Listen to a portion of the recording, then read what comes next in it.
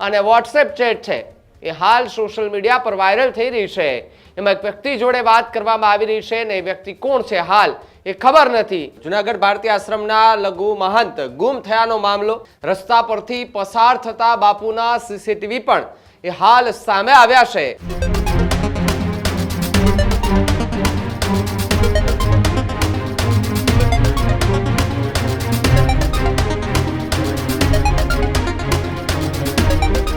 સમાચારોમાં આગળ વાત જુનાગઢની કરીએ તો જુનાગઢના ભારતીય આશ્રમના મહંત કે જે ગુમ થયા હોવાની ફરિયાદ આજે સવારે નોંધાઈ અને જુનાગઢની અંદર ચર્ચાનો વિષય બન્યો। જુનાગઢ ભારતીય આશ્રમના લઘુ મહંત ગુમ થયાનો મામલો, સૌથી મોટા સમાચાર અત્યારે કે વહેલી સવારના 3:47 આસપાસ 5 પાનાની સુસાઇડ નોટ લખી અને બાપુ ગાયબ થયા છે।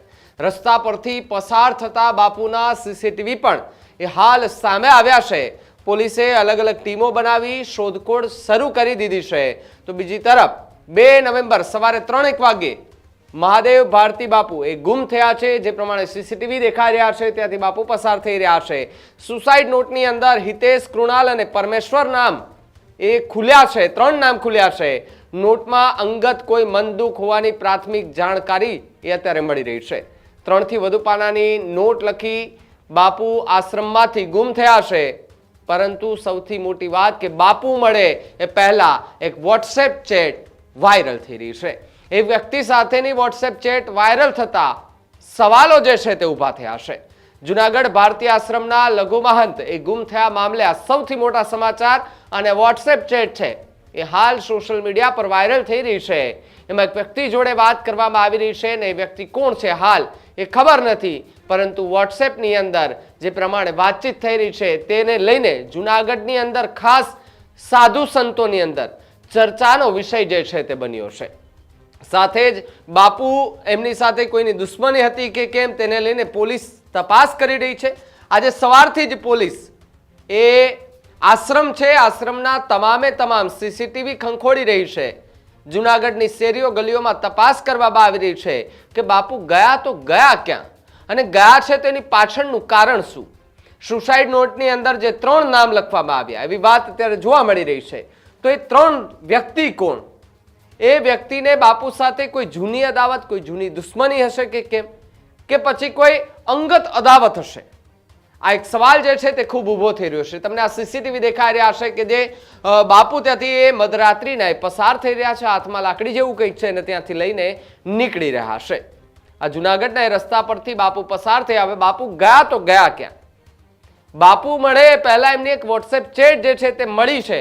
હવે આ વોટ્સએપ ચેટ એમની સાથે વાત થયેલી છે કે પછી અન્ય કોઈની એ હાલ ખબર નથી, પરંતુ સવાલો જે છે તે અહીંયા અટકીને ઊભા છે કે જે ચેટ કરવામાં આવી એની અંદર બાપુનો ઉલ્લેખ કરવામાં આવ્યો, સંતનો ઉપયોગ કરવામાં આવ્યો, તો પછી કોણ? આ વોટ્સએપ ચેટ કે જે અત્યારે ખરેખર ખૂબ વાયરલ થઈ રહી છે અને ન માત્ર સાધુ સંતો પરંતુ જુનાગઢ અને ગુજરાતના તમામે લોકો વિચારી રહ્યા છે કે આખરે જુનાગઢની અંદર એ ભારતીય આશ્રમના બાપુ છે એમની સાથે થયું છે શું?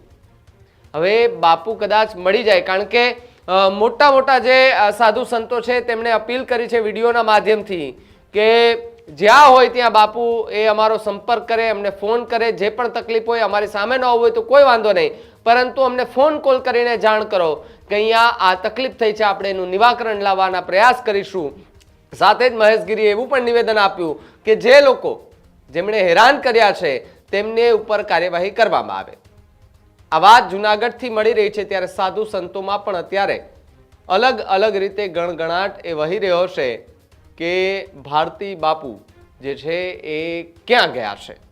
સાથે જ મહંતની જે ગુમ થયાની ફરિયાદ નોંધવામાં આવી, પોલીસે અલગ ટીમો બનાવી જુનાગઢ સહિત આસપાસના વિસ્તારોમાં સીસીટીવીના આધારે તપાસ કરી રહી છે।